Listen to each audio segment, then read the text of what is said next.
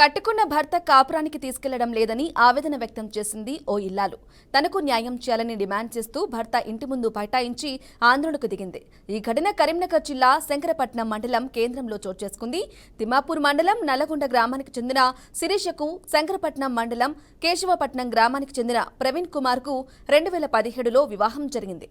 వీరికి ఓ పాప ఉంది. అయితే పాప పుట్టినప్పటి నుంచి తనను పట్టించుకోవటం లేదని, అదనపు కట్నం కోసం వేధిస్తున్నాడని శిరీష ఆరోపించింది.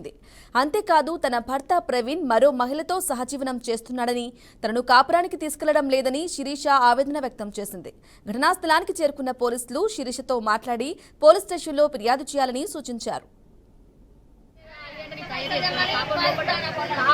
చాలా టార్చర్ చేసినాను. మెంటల్ గా డిసప్పాయింట్ అయిన పాప వల్ల 2 లక్షలు ఇచ్చినా నాకు కనీసం సరిగ్గా చూసుకొని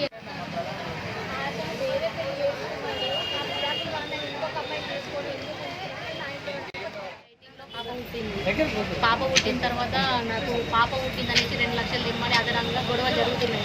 పాప 2 లక్షలు తెచ్చి ఇస్తాడు. ఆ 2 లక్షలు ఇచ్చిన తర్వాత నేను 1 మంత్ తర్వాత 2 లక్షలు ఏమైనా అడిగితే నీకు సంబంధం లేదు అది అంటే మరి పాపకి ఎందుకు ఫిక్స్ చేయట్లేదు మీరని అడిగిన. అప్పటి నుంచి మాకు గొడవ స్టార్ట్ అయినాయి. 2019 ఇయర్లో చాలా గొడవ నన్ను కొట్టేసి వెళ్ళగొట్టిరు.